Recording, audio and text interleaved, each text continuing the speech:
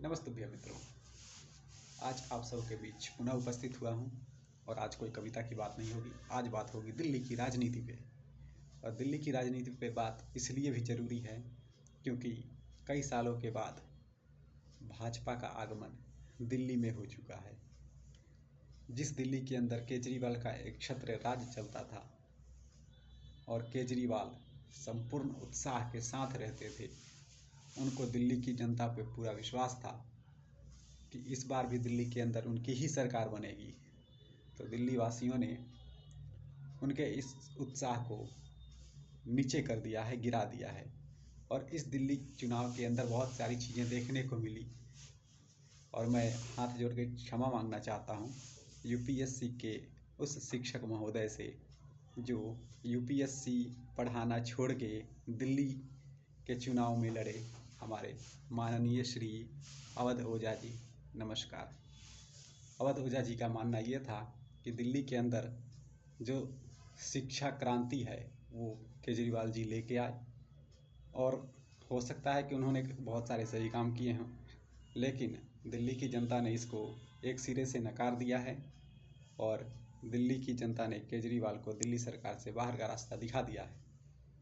और आदरणीय श्री हमारे अवध ओझा जी भी चुनाव हार गए हैं। तो अब देखना ये होगा कि इस हार के बाद आदरणीय अवध जी किस क्षेत्र में जाते हैं, या वो राजनीति में रहेंगे या फिर दोबारा से वो कोचिंग की शुरुआत करेंगे, यूपीएससी पढ़ाएंगे। और मेरा ये मानना है कि देश के हर शिक्षकों का आदर करना चाहिए। मैं उन पर कोई कटाक्ष नहीं कर रहा और मेरी किसी बात से अगर उनको कोई तकलीफ़ हुई हो तो मैं उसके लिए क्षमा प्रार्थी हूँ। तो अब मूलतः बात ये करते हैं कि अब दिल्ली के अंदर चर्चा ये है कि दिल्ली का सीएम फेस कौन होगा। कई ये लोग अंदाज़ा लगा रहे हैं कि दिल्ली के अंदर जो सीएम बनेंगे, मुख्यमंत्री बनेंगे, वो परवेश वर्मा जी बनेंगे। कुछ लोगों का मानना है वीरेंद्र सचदेवा जी बनेंगे। मेरे जैसे लोगों का मानना है कपिल मिश्रा को बना दिया जाए। लेकिन अब ये बीजेपी निर्णय लेगी किसको क्या बनाना है, किसको नहीं बनाना है। अब दिल्ली के अंदर कौन सी राजनीति चलेगी, क्या होने वाला है, ये सब कुछ दिनों के बाद पता चलेगा। लेकिन जो हलचल इस बार दिल्ली के अंदर थी वो वाकई देखने लायक थी। हर कोई फ्री बांट रहा है।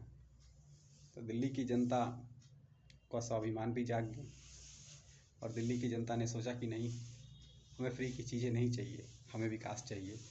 और मूलतः दिल्ली के अंदर काफ़ी विकास हुआ है। और मैं ये बात इसलिए कह रहा हूँ कि यदि दिल्ली का विकास ना हुआ होता तो पूरे देश से और ख़ासकर यूपी और बिहार के लोग दिल्ली के अंदर काम नहीं कर रहे होते। दिल्ली के अंदर रोज़गार है तो यूपी, बिहार और भी देश के कई राज्यों से लोग यहाँ नौकरी करने आते हैं, अपना गुजर बसर करते हैं। तो अब आगे देश के लिए, दिल्ली के लिए भारतीय जनता पार्टी क्या कुछ नया करने वाली है, क्या उनका काम करने का तरीका रहेगा, अब ये दिल्ली की जनता को देखना है। और कुछ सवाल भारतीय जनता पार्टी से भी है। जिन चीज़ों का आरोप वो लगा रही थी केजरीवाल पे और जिन आरोपों के आधार पर केजरीवाल को सज़ा हुई थी और जिन आरोपों को लेकर दिल्ली की जनता ने केजरीवाल से भरोसा तोड़कर भारतीय जनता पार्टी के ऊपर भरोसा जताया है, क्या भारतीय जनता पार्टी उस भरोसे पर खड़ा उतर पाएगी या नहीं उतर पाएगी। तो पहला सवाल ये है कि क्या भारतीय जनता पार्टी यमुना मैया को साफ कर पाएगी, क्या भारतीय जनता पार्टी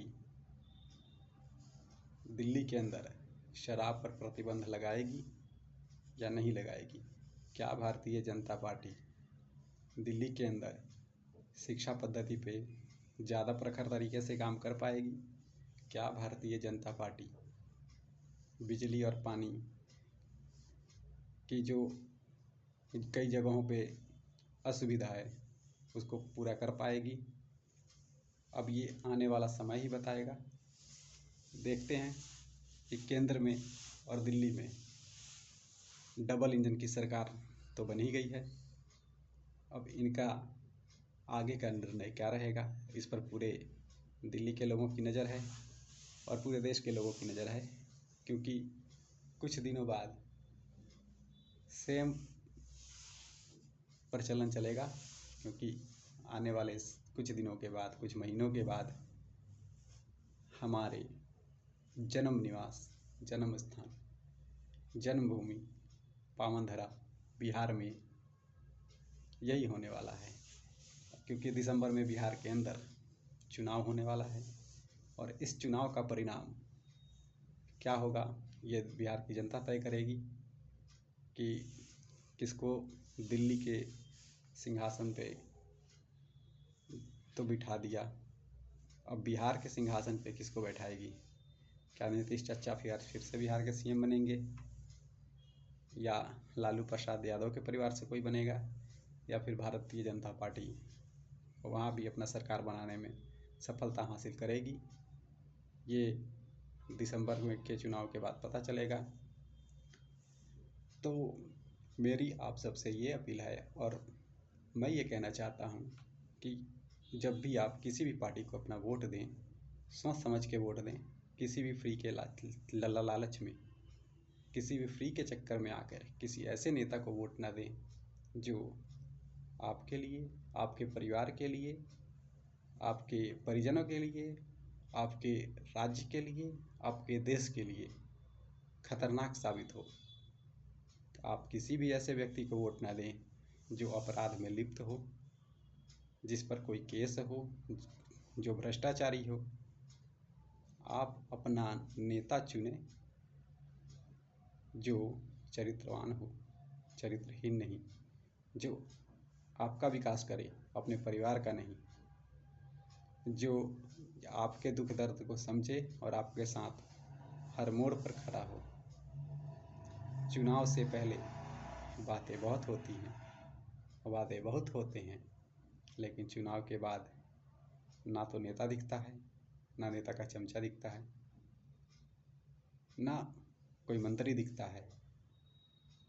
इसलिए आप सबके बीच, चाहे पार्टी कोई भी हो, यदि वो आपके विचारधारा से मेल खा रहा है तो आप उसे वोट दें। जिस पार्टी से आपकी विचारधारा मेल खाती है उसे वोट दें। अगर देश आपके लिए सर्वप्रथम है, देश के लिए वोट दें। राज्य सर्वप्रथम है, राज्य के लिए वोट दें। परिवार सर्वप्रथम है तो परिवार की पार्टी को वोट दें। जय हिंद। भारत माता की जय।